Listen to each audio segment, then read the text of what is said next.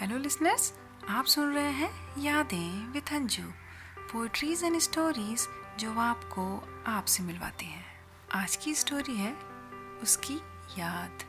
घर से सुबह सुबह ऑफिस के लिए निकलना था। जल्दी थी पर फिर भी दिल और दिमाग में किसी का ख्याल साथ चल रहा था। कभी कभी लाइफ में ये पता नहीं चलता कि हम क्यों किसी को बेवक्त बेवजह यूं ही मिस करते हैं।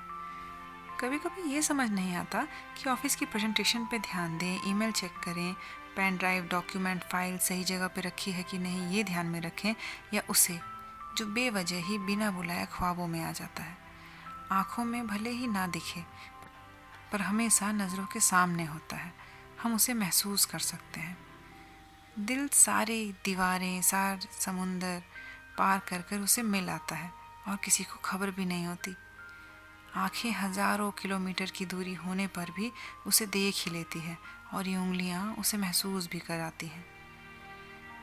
गाड़ी की पार्किंग साइड से बाहर निकलकर कार की हालत देखते हुए वो मुझे भी देख रही थी, मानो उसे मेरे साथ ही जाना हो। और वो कह रही थी कि इस गाड़ी को कब तक चलाओगे शिखर, अब तो छोड़ दो, अब तो ले लो एक न्यू मॉडल।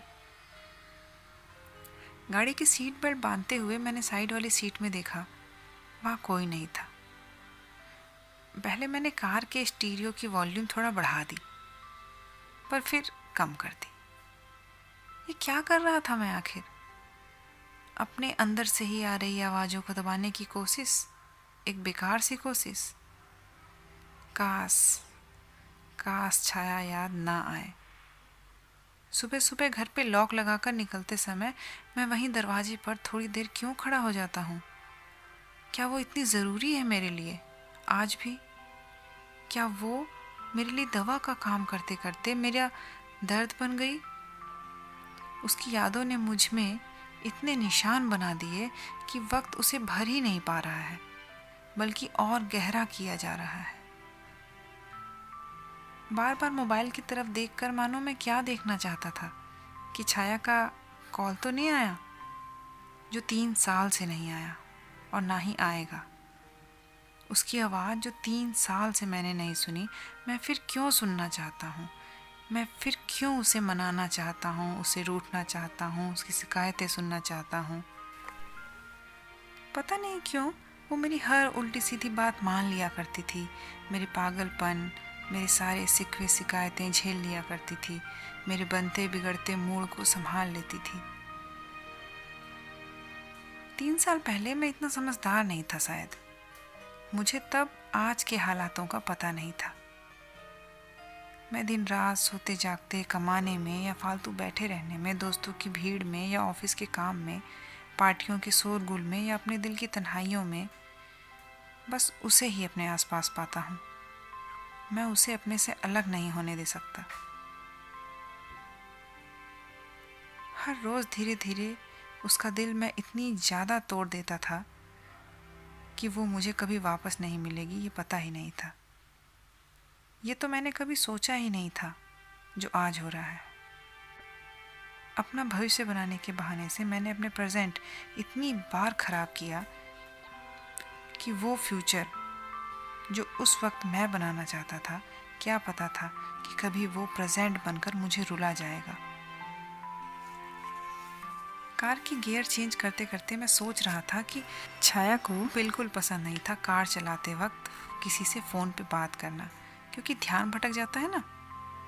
उससे कितनी भी इम्पोर्टेंट बात करनी हो, वो कहती थी कि अभी कार ड्राइव कर रहे हो ना, तो मैं थोड़ी देर बाद बताऊंगी जब तुम रुकोगे।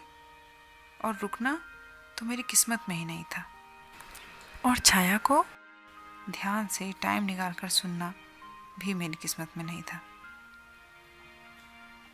नहीं नहीं, कार ड्राइव करते वक्त मुझसे बात मत किया करो। और आज मैं उसके बारे में सोच रहा हूँ, ये तो छाया को भी पसंद नहीं आएगा। तो बस ये सोचते हुए गाड़ी की स्पीड बढ़ाई और सीधे ऑफिस के सामने गेट पे पहुँच गया। ये है मेरा ऑफिस, मेरा ड्रीम लैंड, जिसकी नींव महिमा के साथ रखी थी सपनों में। पर कंपनी पे एक भी कदम महिमा ने नहीं रखा। कंपनी के इंट्रोडक्टिव लोगों में उसका नाम नहीं है, उसके नाम का एक भी अक्षर नहीं है। लो, बना लिया था मैंने उस वक्त का अपना फ्यूचर, पर अब अकेला हूँ। ये बहुत बाद में पता चला, उसके जाने के बाद। ये तो कहने का हक ही नहीं है मेरे पास कि उसने मुझे छोड़ दिया। मैंने ही तो छोड़ दिया था उसे अकेला। इतनी चमक धमक में मैं आज अकेला हूँ। कभी कितना मुश्किल हो जाता है ना किसी एक चीज़ को चुनना। एक मुट्ठी में बहुत कुछ संभाल के रखना चाहो तो उनमें से कुछ ना कुछ गिर ज़रूर जाता है। मैं थक चुका हूँ उसे याद करते करते, खुद को माफ़ करते करते। यहाँ से हाथ बढ़ाकर फिर उसे बुलाना चाहूँ तो वो वापस नहीं आएगी। इस लाइफ से शिकायत भी मैं करूँ तो क्या करूँ? यही तो मैं चाहता था ना। सब कुछ मिल गया मुझे, और वो भी मेरे दम पर। बस वो नहीं मिली। किस्मत में लिखा सब मिल जाए तो काश किसी चीज़ का रह ही नहीं जाएगा। शायद भगवान यही सोचकर लाइफ में एक पार्ट हटा देता है। दीवार पे टंगे हुए अवार्ड्स, मेडल, एप्रिसिएशन लेटर्स सब मुझे घूर रहे थे। कामयाबी की बुलंदी पर मैं जश्न किसके साथ मनाता? अपने दिल की बात किसके साथ करता? कौन मेरा टेम्पर मैनेज करता? कौन मेरा प्यार? कौन मेरा गुस्सा? मैं अंदर ही अंदर छाया को बहुत ज़्यादा मिस करने लगा था। उसकी आवाज़ को तरस गया था मैं नहीं रह सकता था उसके बिना, पर मैं रह रहा था। तभी कैबिन में मिस्टर शर्मा आए। उन्होंने कहा, excuse me sir, are you ready to go? और मैं बस चल पड़ा। मानो कुछ तो सुकून मिलेगा, कोई तो पॉजिटिव एनर्जी जो मुझे छाया की यादों के साथ छाया के पास तक ले जाएगी, जो मुझे प्यार करना सिखाएगी। और मैं आज खड़ा था उस एग्जीबिशन में जो मेरी छाया की पेंटिंग्स की थी। सफ़ेद दीवार पर बोलती पेंटिंग्स उसके प्यार को दिखा रही थी। मुझे बहुत दिनों बाद पता चला था कि उसकी हर पेंटिंग्स में मैं था, उसके हर रंग में मैं था, उसके हर अंदाज में मैं था। उसकी हर क्रिएशन मेरे लिए थी, और वो मेरे लिए अनमोल थी। आज छाया नहीं थी मेरे पास, उसकी यादें थी। वो मुझसे बहुत दूर जा चुकी थी। सो लिसनर्स, कैसी लगी आपको ये स्टोरी? मुस्कुराते रहिए, प्यार करते रहिए और सुनते रहिए यादें विथ अंजू।